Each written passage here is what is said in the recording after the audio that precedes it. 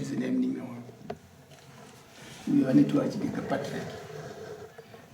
Taiva tiri panhamo yekwamafuka. Munin'ina wangu uyu aitsvaga Patrick. Ndopanomuona ini ndakatomudirecta kuna Patrick kuti ndafamba so ndokusangana naPatrick. Ndobva aenda. Chikazoitika anoonana naPatrick, vakanotaura zvavakataurirana. Ndobva achitsoka zvikanzi nomukoma munhu endaita sei, ndamuona. Zvandamuona andipa $20, asi $20 iyi ndamutaura ndakati asi nekuti makaita basa makaparadza chi musha wangu, ndobva ndipa $20. Ini ndakagumbuka Patrick anga abva akatirira musha wedu, ndakada kumurova uye akandibata akapfura imba yangu. Saka unotera akadada mukadzi munga kusimazira munhu. Ngati nyaya imboita ndamomira. Nokwaine imboita. Sematauriri azvikange zvakamboita. Ndakazidzwa nomakuhwa. Ndakati ndingaite kubvunza munhu makuhwa. Kubvira twana tudiki. Taitotaura kuti imurudaro. Iyeyu ukatumbwi ndiyaparadza mushoko. Upi kweko kutaurisa akaspika vachita madimikiro nevamwe vakuru vachita sei vachitaura saizvozvo. Saka zvakabva zvazoita saizvozvo tazonzwa uye ati aenda komuti shamwari nokurwadziwa kwaanga anako kumwoyo, akabva aenda pamutora panhamo papamuudza uyu ndobva abhadhara $20. Abhadhara $20 ini zvakandirwadza kuti uyu anokoshesa $20 nokuuraya musha. Nyanga mukadzi obva ati kubhadhara $20 akaona $20 yakakosha paradza musha nobva ati $20.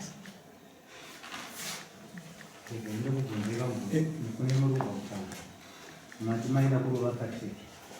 Pamaida kumurova makamuudza here chikonzero chamaida kumurova. Akabva atiza. Musina kumuudza chikonzero. Akatiza. Asi munin'ina wake ndakamuudza. Munin'ina wake ndakatomuudza. Ndakatomugigidza nokuti naye ndakagumbuka. Ndakatomugigidza. Aripo. Ndakatomugigidza munin'ina wake zuva iroro. Chitomuta mukoma wako funga kuti zvinoita here kuti iwe aparadze musha munin'ina wangu $20.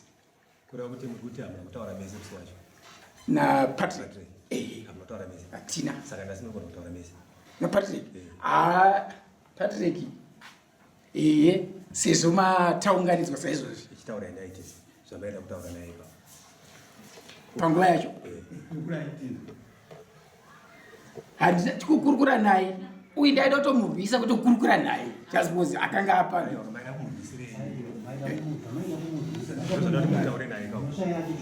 Alright.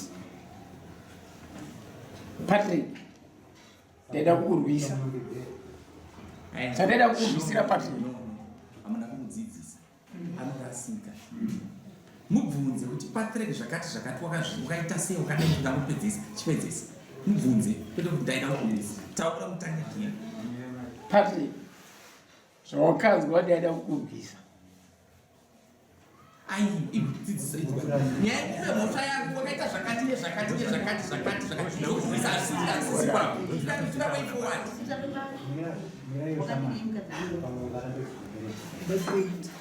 Uyu akapa Patrick akapa hama yako $20 kuchivhara moto. Iwe ndobva wazvinzwa mazvarudzwa. Saka Patrick akapaza musha wake. Ukadhuma pointi yakuda kuti iwe wakadana nomukadzi wako. Ukapawe $20. Wanziye. Patrick, ukaparadza musha wangu wakadana nomunin'ina womukadzi wangu. Uyo ukapawe $20 waimupirei mari iwewe? Handina kana kumupa mari. Pamusoro wechakati. Chokutanga ndangoti ndakaenda kutanga ndataura pamusoro pesocial media asi ndakutanga ndapindura iwewe. Handina kupa mari munin'ina wako. Iwewe chairman iwewe waita noise yawaita kuti kukudza munin'ina wangu. Ndakakuona. Kukudza ndakatomira ndakamira. Hatangotiza uchita sei uchibatwa nevanhu. Chairman tagara. Iwe chairman taura dare nangu nyepa. Unabaenda pa brand ndi mushop. Kwadi sorry sekuru zvandakaita zvenda katadza pamberi podare. Ndichida kukudza sekuru manyepa ndakaenda nyepa kwa munin'ina wangu. Vimbai aripo witness yako. Wakati sekuru tinokumbira ondenzara. Nditengere masupa maviri ndakutengera masupa maviri. Nata zvarakanga varipo ndichokutanga. Ndakazitokupa basa wakumbira ruregerero nokutakula fertilizer yangu. kuelewa pangu ne rori yakungatora yambofana kange yatiba iwewe handika vastora pa chitupa chikafu ndakupa chikafu ndayo ngosina kumbira regero iwewe pachena patora muna kupa chikafu madzima yangu yakupatwa mudonasi madzima yangu yakupatwa mudonasi yakupatwa motokari yambofana nyarara ikweme yakatonyura motokari yakanyura papangu tatofushira iwo katara papangu nowakangounawo motokari yambofana yatakura nengi ikwari yokuvhara story yambofana drop point iwewe akataura namadzima yangu ati zvakatadzika zvinezvi takakunzwira tsitsi iwewe nhasi unotaura dareni kuti tadai vakoma ngandidze kutaura mafacts zvinhu zvaitika ari nyaya yataura senyaya kwete kudzidza kugadzira nyaya dzokunyera iwe chairman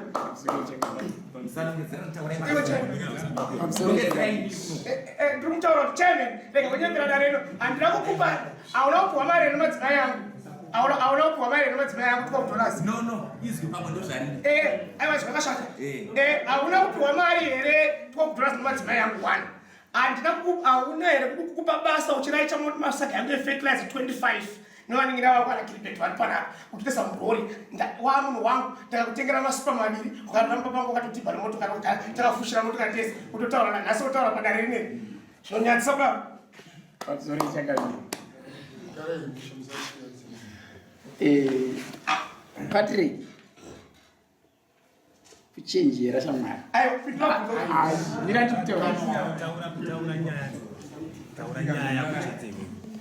uyu murume zvaari kutaura isusu taitakura gravhero nemota yambofana tina laki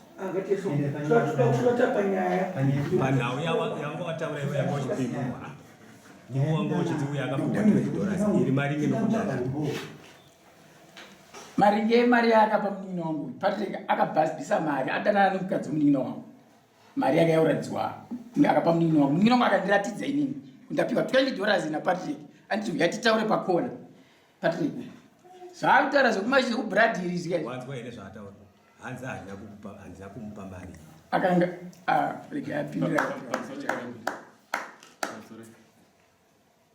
murume yandipa mari ndakazienda inini kuna sawira wake ndakamukandira mari $20 iye pamberi pake ndakati no sekuru onai musha wangu waparara nechi $20 izvi saka chinzi $20 sawira wake ndobva azoenda apa andomubvunzawo iye ane zvaakandotaurwawo nasawira wake ikoko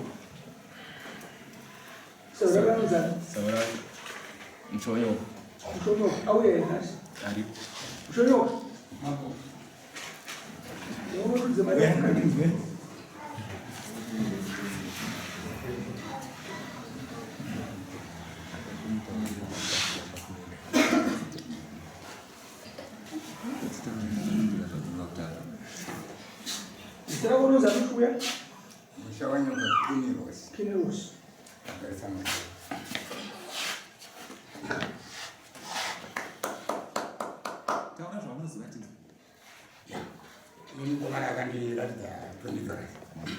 Andreda $20.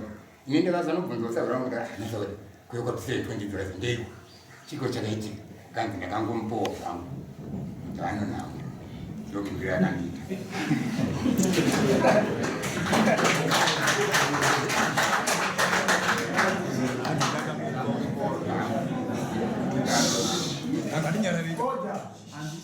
ndakangomupowa zvangu nokuti ane nawo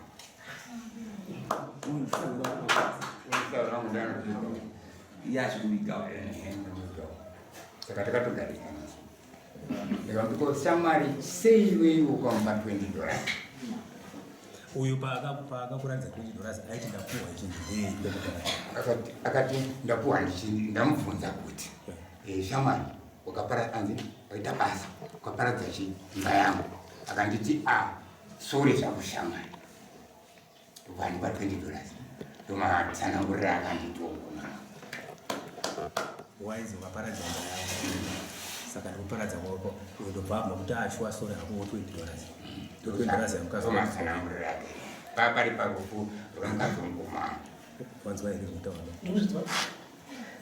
ndoda kutaura kuti murume uyu anonyepa sei kuti anonyepa pamusoro taureka murume uyu zvaitika nditaure panodana pamberi pachangamiri uyu murume wandisawira wangu asi atora divi seatora divi ndopa munonzwa imwe nyaya yakanzi ndinobhadhara nembudzi kana makaenzwa muodhiyo yakanzi ndobhadhara nembudzi.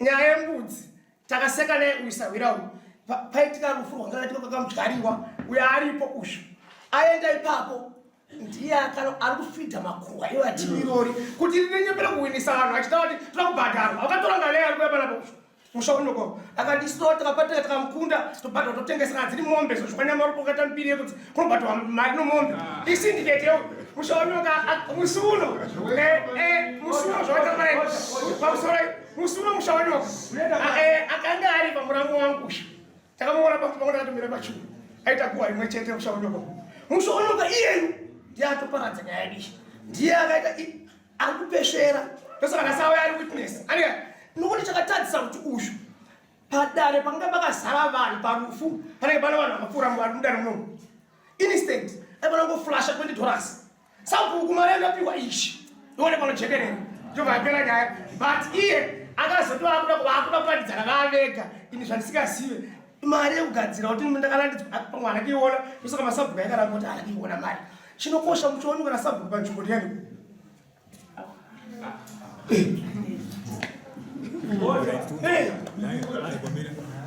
pakadudzika here kuti mari iyi uyu ari kudanana nomukadzi panyaya